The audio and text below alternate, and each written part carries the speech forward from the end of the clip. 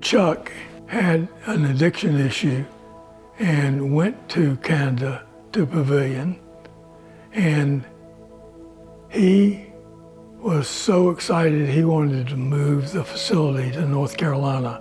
He told Governor Hunt that, and Governor Hunt then sent Dr. Julian Keith, who was director of alcohol services, to visit Pavillon, and he wrote back and said, I think you should do everything you can do to help move Pavillon to North Carolina. We need it. As we planned to put Pavillon in place here, we had meetings with a lot of local officials. In that process, I got to know the pastor of the Baptist church, which was right down the road. He visited over here as the building was going up, and we were standing out on the road, and the little pond was right down below us. And we were talking about that pond, and he said, yeah, we have people that drink beer there on Saturday night and then get baptized on Sunday morning. When we finally opened up, he led us in prayer and blessed us for the work that we were about to do.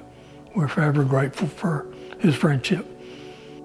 I lived here in the old barn before we had this beautiful alumni house, and it just helped facilitate what we needed, moving clients around, helping out in the kitchen, doing anything I could do to make it a smooth transition. We all were excited about it. We knew from the experience in Canada that this was going to be a great success in a new place. I met with Jill and Lillian, sat down with them daily to find out how we were doing, what else we needed to do.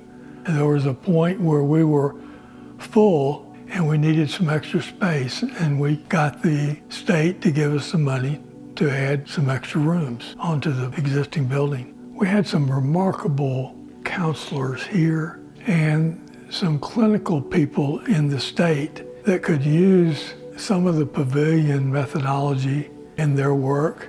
I suggested to Jill and Lillian that we set up something called the Addiction Fellows Program. And we contacted the Duke Endowment. The CEO there came up and sat down with me and Jill and Lillian, and we talked about all this.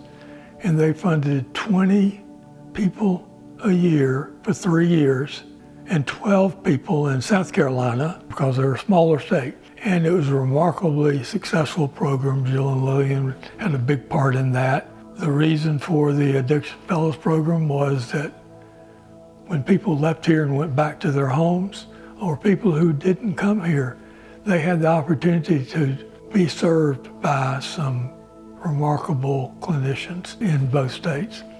It was those kinds of things that I was able to do because we had a relationship and trusted each other to do what was in the best interest of the clients who came here. And for some who participated, it was just a life-changing experience. When Jill and Lillian had decided to retire, we wanted to take the magic that they had done in Canada and here and keep it going.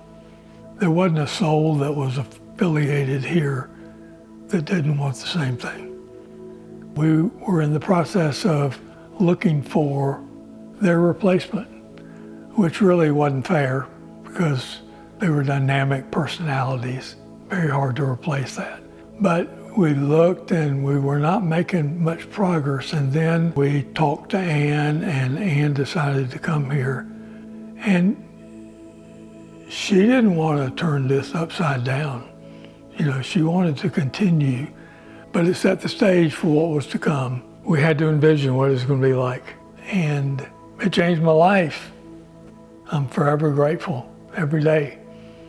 I was able to do some work.